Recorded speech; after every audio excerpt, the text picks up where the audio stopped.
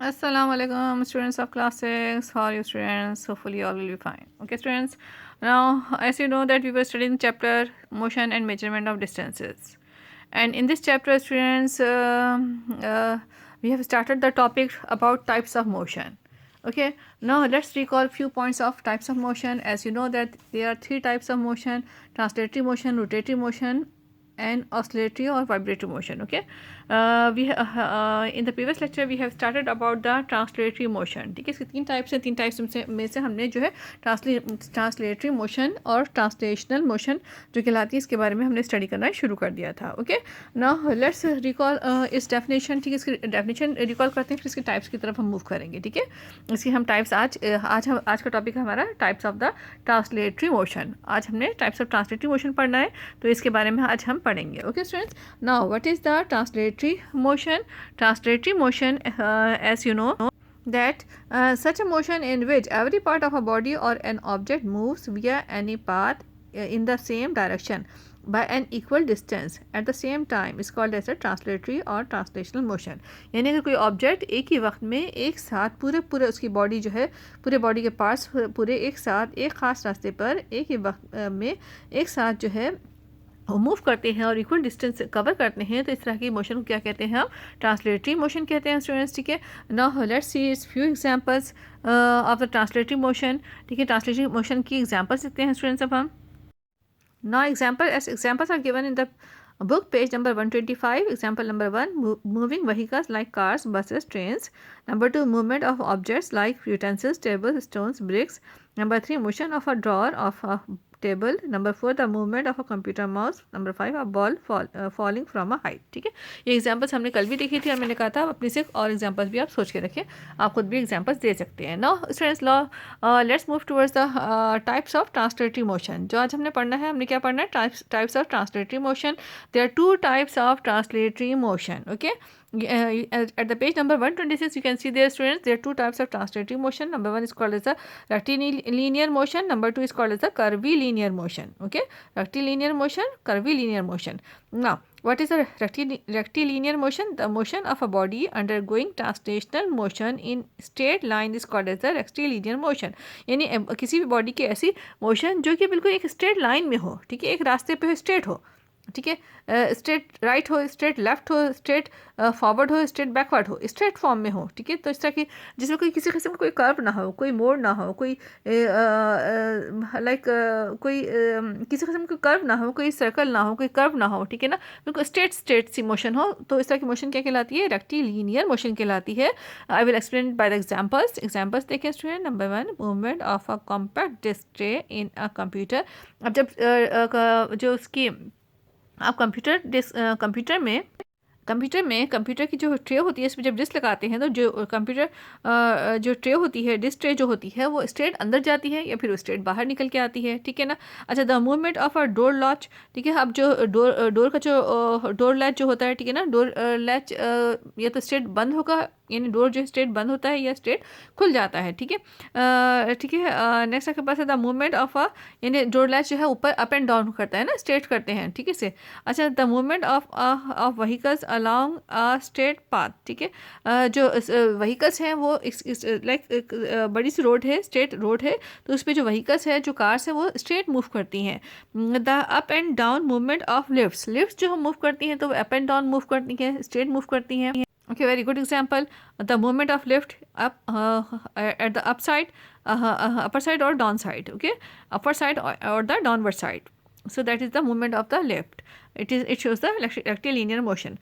Number 5, the movement of trains on straight track. बिल्कुल straight track हो तो उस पर जो train move करती है, that shows the rectilinear motion. Okay. Okay students, now let's move towards the curvilinear motion. ठीक है, curvilinear motion क्या होती है? ठीक है, let's see its definition. Page number 126. Motion of a body undergoing translational motion along a curved path is called as a curvilinear motion. यानी अगर जो कोई बॉडी है मूव कर रहा है, लेकिन वो किसी कर्व पाथ पे मूव कर रहा है, लेकिन कोई मोड़ है, कोई कर्व है, ठीक है ना, कोई टर्निंग है, तो इस तरह के रास्ते पे जब कोई बॉडी मूव करता है, ठीक है, तो इसे क्या कहते हैं? हम कर्विलिनियर मोशन कहते हैं. For example, number 1 example, the movement of vehicle along a turn, जब कोई मोड़ आता है तो जैसे कार है वो मोड़ लेते हैं, ठीक है ना, तो जब मोड़ लेते हैं तो एकदम से राइट या एकदम से लेफ्ट नहीं होता, आपको पता है, थोड़ा सा राउंड फॉर्म में लेके इसको जो है ना मोड़ लेते हैं, ठीक है ना, टर्न लेते हैं इसका। The movement of vehicle along a zigzag path, कोई जिगजैग पाथ हो, जिगजैग रास्ता हो, ठीक है, तो उस पर जब व्हीकल है वो एकदम स्ट्रेट नहीं जा सकती, वो थोड़ा सा घूमती भी जाएगी। The movement of trains on curve tracks, ठीक है, जब ट्रेन का जो ट्रैक होता है, आप देखिए ट्रेन की जो पटरी होती है वो मुड़ती भी है, गोलाई में मुड़ती है, ठीक है ना, एकदम से लेफ्ट या राइट ट्रेन नहीं जा सकती, तो उसको थोड़ा सा जो है ना एक गोलाई में इसको जो है ना टर्न लेना पड़ता है, एक राउंड में, एक कर्व में जो है इसको टर्न लेना पड़ता है ट्रेन को, आपको देखा होगा आपने। Okay, next example is the movement of air molecules, smoke, ठीक है, जो स्मोक के मॉलिक्यूल्स है वो भी कफ वे में, कफ तरीके से जो है ना कर्वीलिनियर मोशन शो करते हैं, ठीक है। Okay students, it is all about the curvilinear motion. I think, I hope it's very simple and easy topic, आपको समझ में आ गया होगा। Now let's move towards the today's homework students, ठीक है। कल आपको एक क्वेश्चन दिया था, आज के लिए एक डिटेल क्वेश्चन है student. The question is related with the today's topic. The question is student, it is question number 11. Define translatory motion, name its types and give any two examples of translatory motion. Okay, define translatory motion, name its types and give any two examples of translatory motion. ठीक है, दो examples देनी है, सिर्फ दो examples देनी है हमने इसकी। अच्छा, look at the heading. Translatory motion is a motion in which every part of a body moves in the same direction by an equal distance at the same time. Okay, it is the complete definition student. You can find this definition in the important definition जो last पे आपको होता है ना, page number 129 पे देखें, important definition है, वहाँ पे भी आपको ये ट्रांसलेटरी मोशन की definition लिखी हुई मिल जाएगी, या आप यहाँ पे जो है पिक से भी देख सकते हो, ठीक है, इमेज से भी देख सकते हो आप। Okay, now next heading will be types of translatory motion, पूरी हेडिंग डालिएगा, types of translatory motion. Okay, मैंने सिर्फ टाइप्स लिखा है, टाइप्स ऑफ ट्रांसलेटरी मोशन पूरी हेडिंग डालिएगा। There are two types of translatory motion, number 1 rectilinear motion, number 2 curvilinear motion, ठीक है।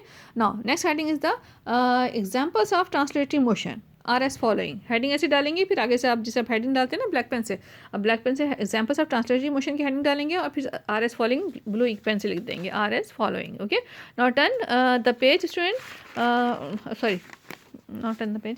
Look at the next page, student. Number 1 example, the movement of trains on straight track.